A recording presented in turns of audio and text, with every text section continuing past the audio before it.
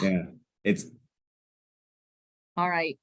Kristen said something about not having her link saved. So hopefully she'll be here. okay. Well, she can join us. I mean, in the interest of time while we get going. So I know you all know Kristen. All right, hold on a minute. Hopefully she'll be here. What's that? Listen, yeah, I'm admitting her now, but I have to. Okay. Can you still hear me? Yes. Hi, Kristen. Okay. Oh, she's connecting. Nope, now I can't. Oh, now I can't hear you. Hold on a minute. Hi, Kristen. Hi, sorry. So, okay, well, again, welcome. Kristen, as you all know, is the tireless and dedicated counsel for environmental issues, and so works with us on bills that we consider. And we pretty much get any legislation that's assigned to the environment article. So compared to a couple other committees like maybe motor vehicles and real property, we don't get as many bills, but sometimes the bills we get are pretty hefty. Like last year, there's one bill that was about 80 pages long, and I think, Sarah, your Clean Finance Act was about 50 pages long. So sometimes we do get fairly lengthy bills, but in any case, it's a good subcommittee, lots of interesting things. Fortunately, riparian rights will not be one of them this year. That bill has been withdrawn, so we don't have to. I mean, I know it's an important issue in a number of districts, but I could never figure out the issue. We won't have to worry about it. But in any case, so Kristen, I think most of you know Margie is my legislative director, who will be staffing the subcommittee. And let's see, just a couple procedural things that I wanted to go through, and then ask Margie to mention a few things. In terms of voting, on any bills that come before us and any amendments, it's a majority of those present. So there are 8 members of the subcommittee. If we're all here, if we're all attending, then that would be 5. If it turns out someone's missing, can't make the meeting, then we're down to 7. Then it would be 4. And so that's sort of the way we go about voting on bills and any amendments. We don't do a roll call when we vote. We just ask for a show of hands. And speaking of a show of hands, I see Delegate Foley has a question. Sorry, I always have a question. Is there a quorum requirement? That was my only question. Majority, yes. Thank you. Yes, of the subcommittee, so that would be 5. Yeah, but again, in terms of voting, unlike in full committee, where there's a roll call and it's noted for the record and posted, we just ask for a raising of hands. We don't take down, we just take down whether the bill passed or, and whether any amendments pass.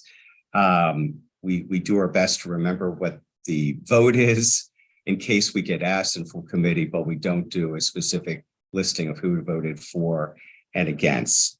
In terms of holding a bill, the policy of the subcommittee is, I think it probably is, it's certainly in, I think the full committee, so what the chair does, and I think most subcommittees, is that if someone, if we're considering a bill at next Wednesday's meeting, that's when we'll first take up bills that are within our jurisdiction. If someone wants to hold a bill, then fine, we'll hold the bill once until the next meeting. As we get closer to crossover, we may not be able to do that, but until it gets really crazy, if someone wants to hold a bill for purpose of discussion or consideration of an amendment, then I'll say okay. But again, just one time per bill. And speaking of amendments, if coming into a subcommittee meeting that you do want amendments, please try to have them ready. It's always best if we have the actual text of an amendment to consider. And before I turn things over to Margie to talk a little bit more about procedural things, any questions? And I do want to also acknowledge Gabby Leach, who, as you probably know, is MDE's legislative liaison. So welcome, Gabby, and thanks in advance for your help. So, okay, Margie. Okay. Well, I sent you all the list of procedures. So they're pretty easy to follow. The agenda, I will send it as soon as it's final, and it's between Kristen and Dana to finalize it. So I know some people, it's nice to have it a couple days early so you can like have the bills prepared, but sometimes it will be like Tuesday night, and depending on how late, you may get it Wednesday morning. But I will send it as soon as it's finalized. What else is important? You should all, of course, be, I don't mute you. If you want to mute yourselves like you are now, that's fine until you're ready to talk. But because it's being live streamed and everything, you should be visible on the Zoom. The other things have to do with the advocates. So if you've got a bill that's going to be heard by the subcommittee and you want particular advocates to be present for questions, have them contact me. And this is the same for kind of all advocates. I have a list from last year of people who wanted the agenda every week. And so after I send you all the agenda, I send them the agenda. And if there's a bill they're interested in, they will, be in the meeting, but they don't participate unless one of you has a question that they need to answer. And now there are 2 hands up. So I think Delegate Ruth, yours was first. Thank you so much. And I just wanted to address your statement that you don't mute us. But if there were somebody, say, talking to somebody who walked into their office and they forgot to mute and it's holding up the hearing, would you? Oh, I would do that then. Yeah. Thank you. Thank you. Yes. Yeah. Because that's easy to do. You know, and you forget. Yes. And Delegate Foley. Thank you, Margie. Thank you for, sorry, I muted myself. Thank you for putting out those rules. That's very helpful. Oh, good. Very helpful. One question I had though about them is, if we know somebody who is sponsoring a bill, do you contact them about the subcommittee? Do you tell them that the bill is coming up? And what if they want to attend the meeting? Do you do Sponsors of bills do not attend subcommittee meetings. That's just a general rule. Yeah. Okay. Yeah. Yeah. They can have an advocate come, but sponsors themselves, I was going to say aren't welcome, but that's rude. No, it's just not done. Yeah. Well, the only reason would be if there were amendments and it wasn't clear, and I mean, I don't know how do you resolve that? Like, Dana, that one's for you. You mean if someone has proposed an amendment but we're not clear? I would defer to Kristen as to the sort of interpretation of amendment, or typically, ideally, Kristen will see the amendments in advance, and so I guess if there's some question about how it works, Kristen could follow up with the sponsor. Kristen, is there anything you want? I would say that's the first step. Like, if I don't understand it, I would reach out to the sponsor. Then certainly if the subcommittee was having difficulty, I would reach out to the sponsor or the appropriate advocate. I can't recall a time where we've ever had a sponsor of a bill have to come in to explain the bill. Generally that is worked out through, me reaching out to the sponsor or the advocates. So I don't anticipate that to be an issue of being able to understand what the subcommittee is considering. And certainly if in the rare situation where we truly don't understand, we can't can't reach the sponsor of the amendment, then we could hold the bill until the next meeting. And for the most part, I mean, these procedures were thought through, they were tweaked this year, but we used most of them last year, trying to replicate on Zoom what a subcommittee meeting would be like in person, where if we were in the committee hearing room having a subcommittee meeting, you all would be able to just talk at will or ask questions, and anyone who wanted to could sit in the audience and not participate necessarily, but at least view the hearing.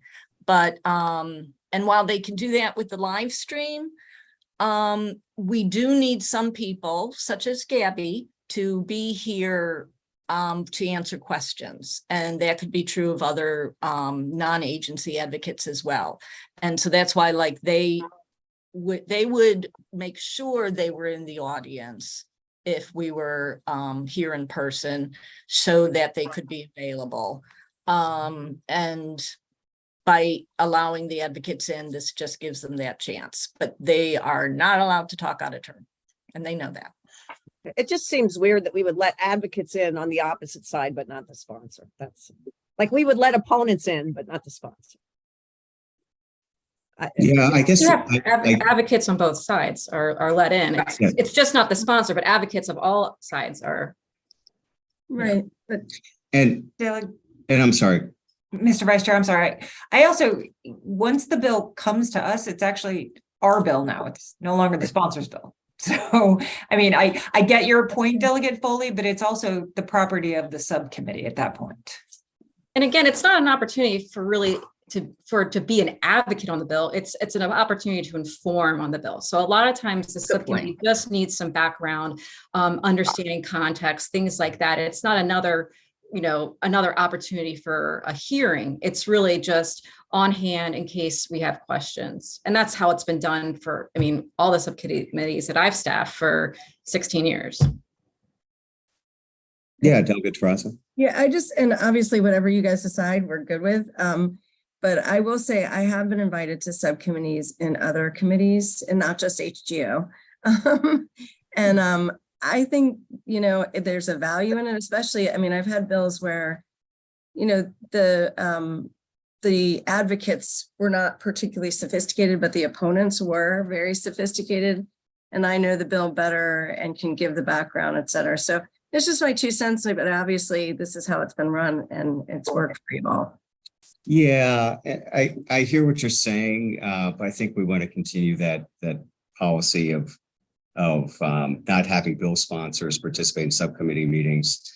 And also, I do want to say with respect to advocates, and I think Margie may have said this, but if they do have to request the Zoom link, and if it's not as if they can sort of jump into the conversation, one of us has to ask them to comment on it.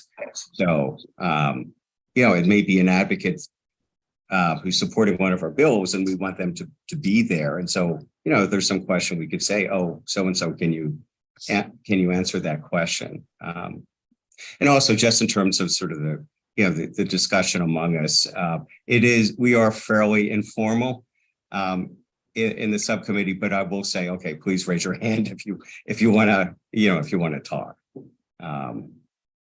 So. Yeah, kind of like hitting your button if you were in the hearing room to speak next. Yeah. And I am I'm kind of hard on the advocates. If they're not muted, I will mute them. And if they're not invisible, I will make them invisible because they're not to be here to interfere in any way in your discussion. Yeah, unless we ask them to. One of us asked. Right. Yeah. I think that's kind of it. The two other things I'll point out is the one point, because these meetings are now public. They used to not be, but now that they are, because they're live streamed, the meetings are subject to the Maryland Public Information Act. So, just an FYI, and That's for the the chat feature, like if you're going to be using the chat or is that turned off? The chat's turned off. The chat Okay. can only really be used between Delegate Stein and myself and the member. Okay. And that also would be subject to the Public like, information. Yeah. Right. Yeah. Yeah. So it's just something to kind of keep in mind. I can't think of anything else that's really important to highlight. You will go Christine? into, well, like today you went into a waiting room and I let you in, and I always let all the members in first before I let anyone else in. Kristen, anything we missed? No, I think both you and Margie covered it. I don't have anything else to add. Okay. We will meet, after hearings on Wednesdays. Of course, again, as we get closer to crossover, probably will meet at least a couple weeks, a couple times a week. So we'll have to, we'll figure out together when's a good other time for us to meet.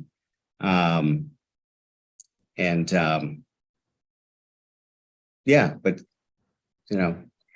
look forward to working with everyone, and I'm sure we'll have our share of big issues that come before the committee. Any other question? All right. Well, thank you. All right.